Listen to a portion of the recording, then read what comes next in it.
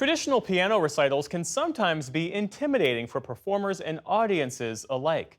Two California pianists have made it their mission to use outdoor spaces to make them less formal and more accessible. Special correspondent Mike Surrey reports from San Francisco on the crescendo of support for this approach, part of our Arts and Culture series, Canvas.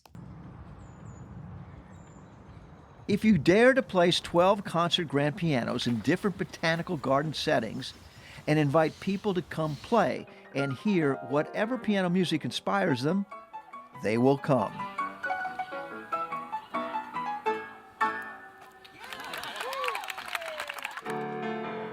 Hundreds of pianists from all music genres and thousands of piano music devotees have been descending on San Francisco's Botanical Garden for 10 days each September for these free-form, all-day piano recitals called Flower Piano.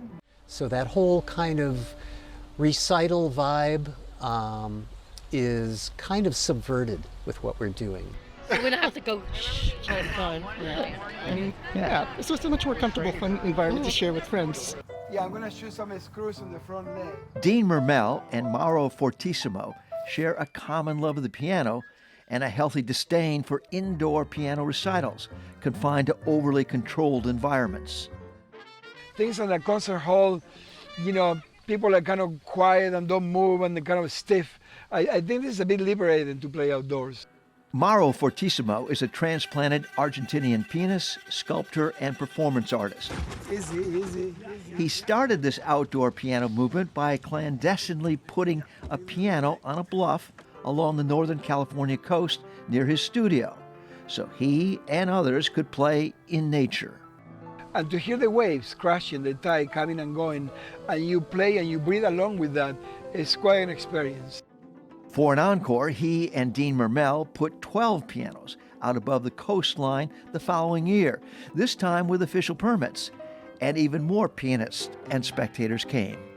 Newspapers, TVs, radios, they all came and they became a big thing, and it gave me my 50 minutes of fame.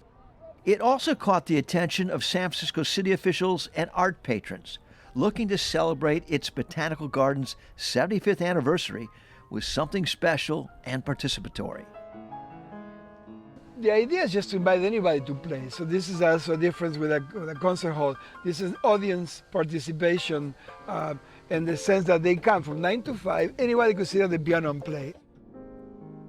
From 12 to 3 during the day-long sessions, several of the pianos are reserved for professionals, like Hunter Nowak. He has been doing piano recitals in unique open spaces around the country. Most of the performances are more spontaneous. Joseph Torres took advantage of the setting and the moment to play before a public audience for the first time. I was being pushed by my friends here who were telling me to play. That's the most difficult thing for me, is getting over the nerves to play in front of other people. A lot of children and a lot of adults have never played in front of people before. The only place they've ever played is with their music teacher or in front of their girlfriend and their, or in my case, in front of my cat. Pianist and composer Kennedy Verrett incorporated the Botanical Garden's elements in his original composition celebrating the role nature can play in music. So our purpose here is to highlight that and to also be in concert with not just ourselves, but with the birds, the sword ferns, and with these ancient relics. So I know I'm in New Zealand, but I've got to get to Africa. So I hear some boogie woogie and some classical music. Everyone gets lost trying to find the piano.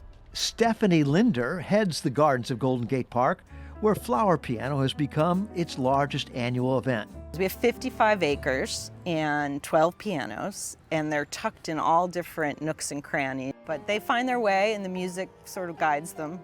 This combination of the environment and the performing arts, how important is it for the people who come here?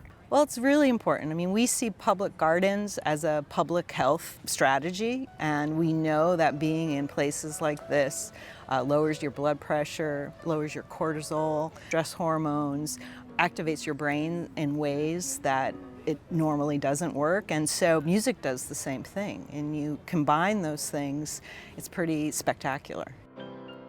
Take this improvisation by Harry White, a lifelong pianist and retired city gardener who stopped playing at home because of his progressing Alzheimer's. Along with his wife and caregiver, he was able to find and play all 12 pianos during this year's Flower Piano. I've come across children so young here that they had to sit on a stack of their music books just to play, and they couldn't reach the pedals, of course. It's pretty mind-blowing to see that connection of music starting to happen at such a young age. You know, as a kid, I went to conservatory for 5 years, and we didn't have a piano at home. And eventually, my parents bought a piano, and I remember seeing them coming down the street, pushing a piano with a few friends, so full of all of pride, and I was so happy. And yeah, I kind of knew then that I could get along with the pianos the rest of my life. Mauro's lifelong love affair with the piano includes salvaging discarded pianos he collects and restores for these outdoor events, otherwise destined for the dump and landfill. I like to think the composers would like it because it lets people experience it in a new way, in a way that they can approach it with a sense of wonder, because what's that piano doing under this tree? You know, it's the kind of thing where it kind of short circuits your brain for a second and lets something else come in. By taking a piano out of its comfort zone, these Flower Piano events are connecting piano music to more people each year in their comfort zone. For the PBS NewsHour, I'm Mike Saray in San Francisco's Golden Gate Park.